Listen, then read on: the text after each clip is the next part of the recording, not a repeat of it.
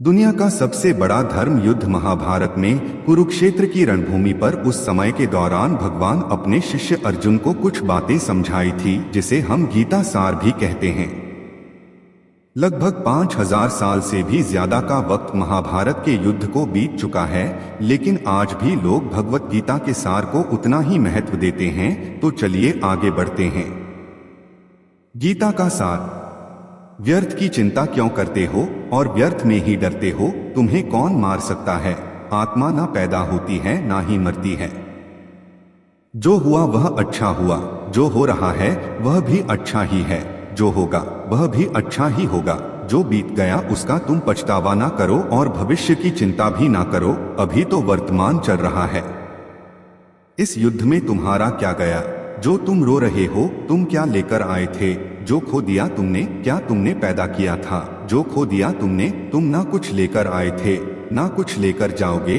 जो कुछ लिया था वह यहीं से लिया था, जो दिया यहीं पर दिया। जो कुछ भी तुम्हें मिला वह भगवान से मिला, जो तुमने दिया वह भी भगवान को ही दिया। तुम खाली हाथी यहाँ पर आए थे, खाली हाथी जाओगे। जो आज तुम्हारे पास है वह कल किसी और के पास होगा, परसों किसी और के पास ही होगा। तुम इसे सत्य समझकर खुश रहो, बस यही बात तुम्हें अंदर से खुश कर सकती है। परिवर्तन ही तो संसार का नियम है।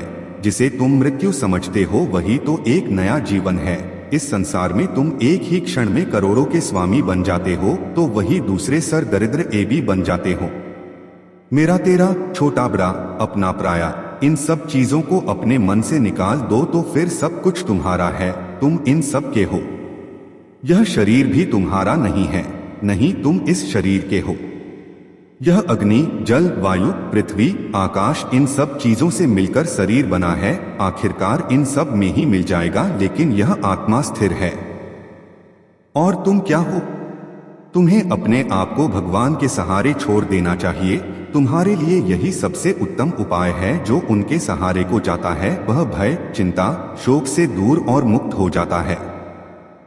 महाभारत के गीता उपदेश। हिंदी साहित्य और पुराणों में दो प्रमुख महाकाव्य बहुत प्रचलित है, जिनमें से पहला है रामायण और दूसरा है भगवत गीता।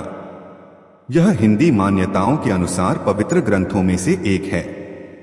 आज हम हमारे इस लेख में बात करने जा रहे हैं श्री भगवत गीता के उपदेशों के बारे में। महाभारत के मुताबिक भगवान श्री कृष्ण महाभारत के युद्ध के दरमियान अपने शिष्य अर्जुन को कुछ उपदेश दिए थे, जिसके वजह से अर्जुन के लिए युद्ध जितना आसान हो गया था। गीता के उपदेश को जीवन का सार या जीवन के उपदेश भी कहा जाता है। वही अगर आप हिंदू धर्म के अनुसार महाग्रंथ के उपदेशों को अपने जीवन में भी लागू करेंगे तो आपका जीवन बहुत ही आसान हो जाएगा। इसके साथ साथ ग्रंथ में जीवन की सच्चाई और मनुष्य धर्म से जुड़े हुए कुछ बातें भी बताई गई हैं। कई बार ऐसा भी होता है कि हमें अपनी समस्या का समाधान नहीं मिल पाता और हम विपत्ति के समय बहुत ही परेशान हो जाते हैं। कई लोग तो अपने गुस्से पर अपना आपा खो बैठते हैं या फिर अपनी समस्या के से विचलित होकर भाग पड़ते हैं। ऐसे में गीता में दी के उपदेश हमारे जीवन की सारी समस्याओं चुटकी में हल कर सकती है और हमें अपने जीवन जीने के लिए एक बेहतर कला सिखाती है, साथ ही अपने जीवन में सफल होने की प्रेरणा भी देती है। महाभारत के युद्ध के दरमियान भगवान श्री कृष्ण ने अर्जुन को गीता के उपदेश बताए, जिसे सुनकर अर्जुन को ज्ञान की प्राप्ति हुई थी। गीता के उपदेश नहीं केवल अर्जुन के लिए थे, बल्कि यह संपूर्ण मानव प्रजाति के लिए है। मनुष्य के जीवन में सफलता पाने के लिए भगवत गीता में दिए गए उपदेश एक मंत्र की तरह काम कर सकते हैं। आइए तो अब जानते हैं गीता सार के बारे में, जो इंसान के अंदर चल रही उठापटक को शांत करके उन्हें सफल जीवन जीने के लिए मदद करती है। मानव शरीर अस्थायी और आत्मा स्थायी है। भगवत गीता के एक श्लोक में भगवान श्री कृष्ण ने मानव शरीर की तुलना एक कपड़े के टुकड़े से की है। मतलब मनुष्य शरीर एक ऐसा कपड़ा है जिसे आत्मा अपने हर जन्म में बदलती रहती है।